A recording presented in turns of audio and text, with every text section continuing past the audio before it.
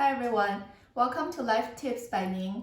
In today's video, I'm sharing very important requirement or prerequisite for I Ching prediction so that we can ensure accuracy.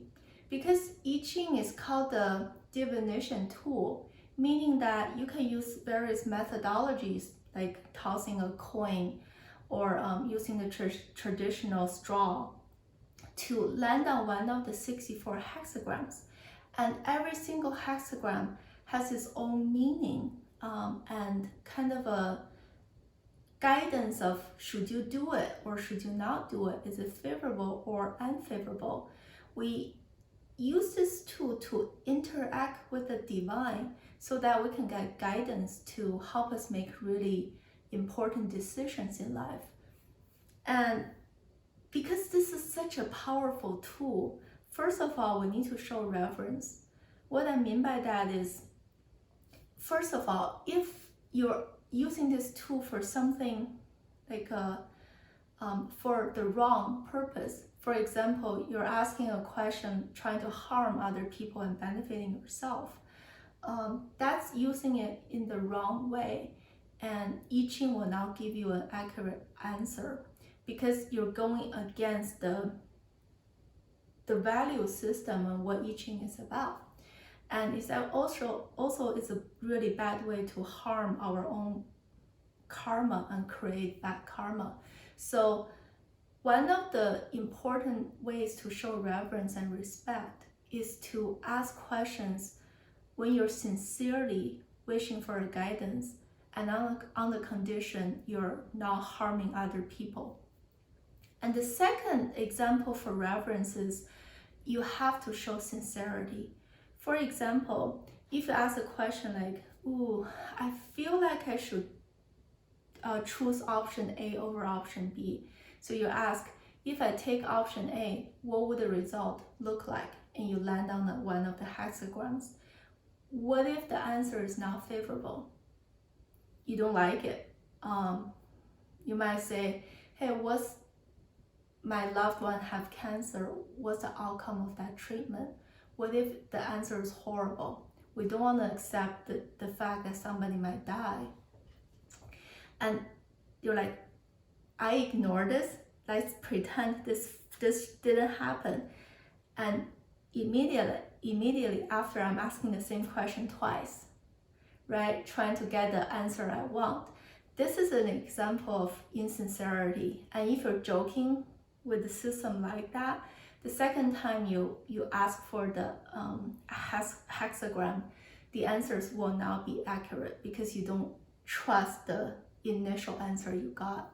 And the right response to this scenario is we pause, we understand the why behind the unfavorable answer, and we actually take this as an opportunity to calm down, slow down, learn the lesson the universe is trying to teach us, and wait for the right opportunity to come. Maybe in a really unfavorable situation that the answer is there's no cure, your loved one will pass away.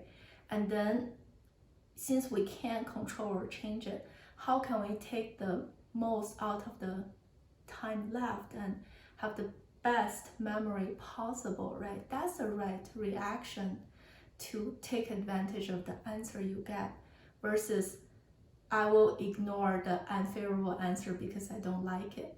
That is not showing sincerity. And last but not least for reverence is if you're able to answer the question with our common sense or logical analysis, do not use I Ching as a tool.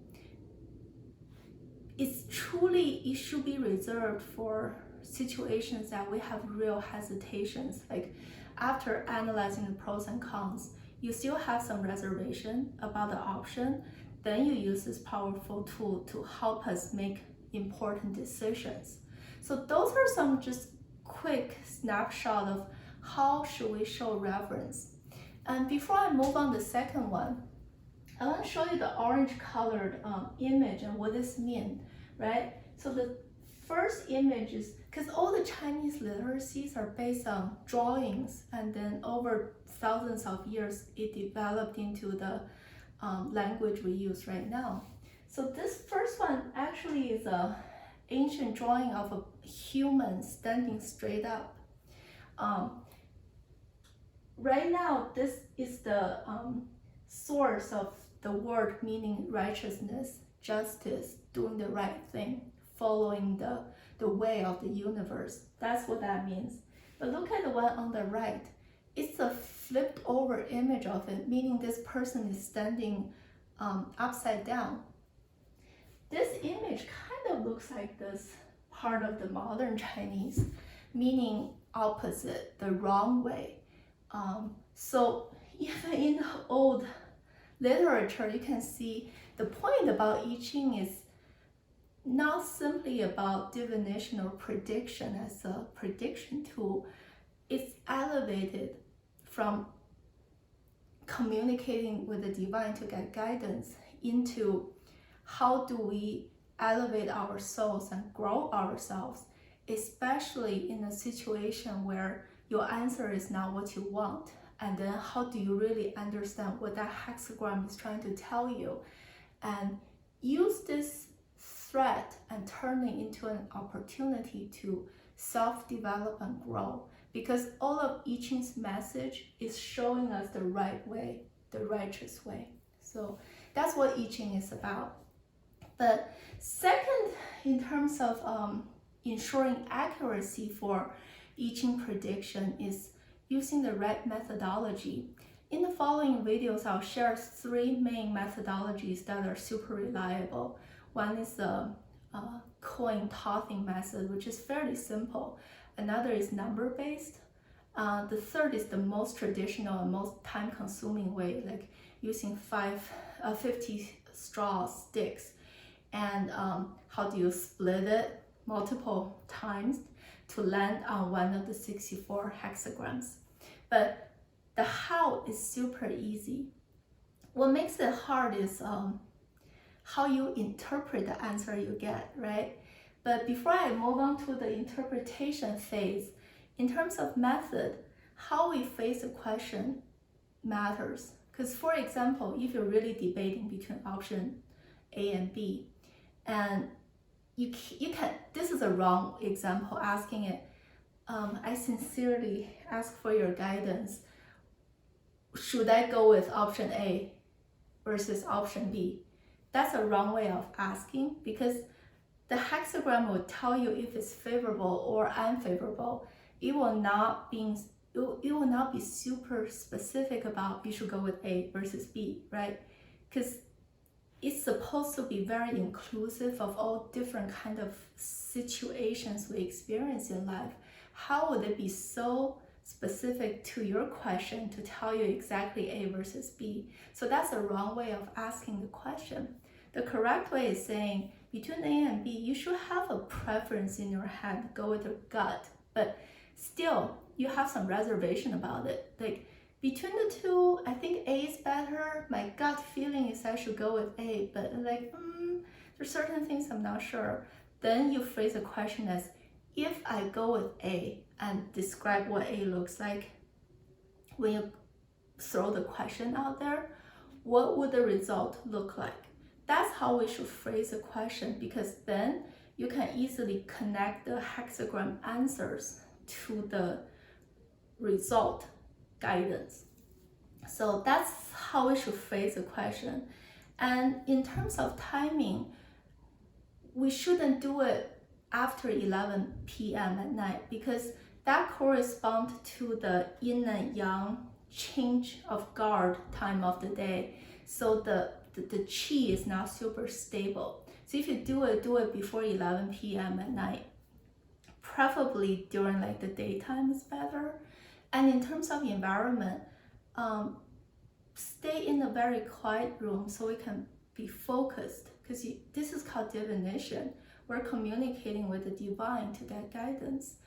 Maybe have some incense in the room, or regardless, you're showing your respect. You're having an environment to enable you to focus and get the best guidance possible. So those are all following the methods. And if people don't pay attention to this requirement, you could get really inaccurate results, and that's even worse than not using this tool.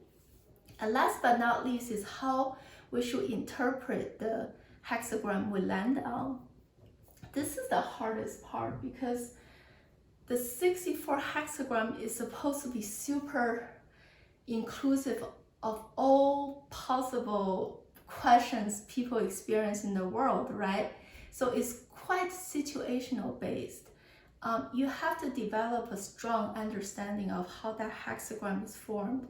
It has 6 different lines and the yin and yang placement of each line to understand why the answer is favorable versus why the answer is unfavorable, and the varying degrees between the very good and the very bad. There are all kinds of different degrees of answers, like ranging from super awesome, great fortune, go for it, versus very neutral. It's like, no, not much gain or loss, but it's fine. Versus, oh, there's some small imperfection in it, versus this is the greatest misfortune ever, right? It's a huge spectrum of answers, but it's not about only looking at the answers. It's about understanding what leads to that answer. What is the why? That is the hardest thing about I Ching, is understanding this yin and yang image based. Some of the language is from a historic context, like the Shang and Zhou dynasty war situation. They'll use those storylines to tell you the philosophy and theory behind their result. And some of them is based on the yin and yang lines placement. Is it placed at the right place versus is misplaced? It's not in the right spot. So this might be the reason for the bad result. And how can we correct it to make it better in the end, right? So that's all follows the interpretation part, which is the most challenging part of I Ching. So the following videos, I will first show you guys the how, which is the easy part, like the copper coin part, or like the traditional prediction methodology. Those are very simple.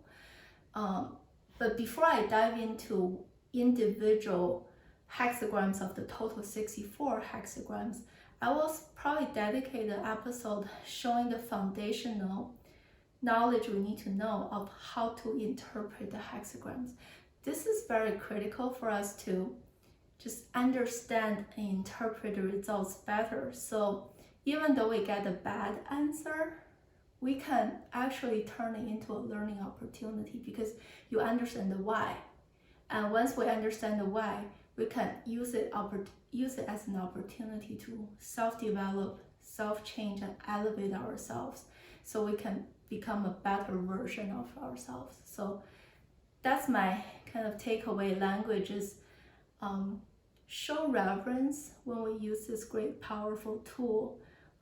Make sure we use the right methodology, and most importantly, understand the why for either good or bad results, especially the bad results. On the surface, it looks bad, but if we're smart, we could turn that result into a self-development opportunity to elevate us as a human being. So that's the power behind I Ching. Thank you guys for watching, and I will see you next time. Bye.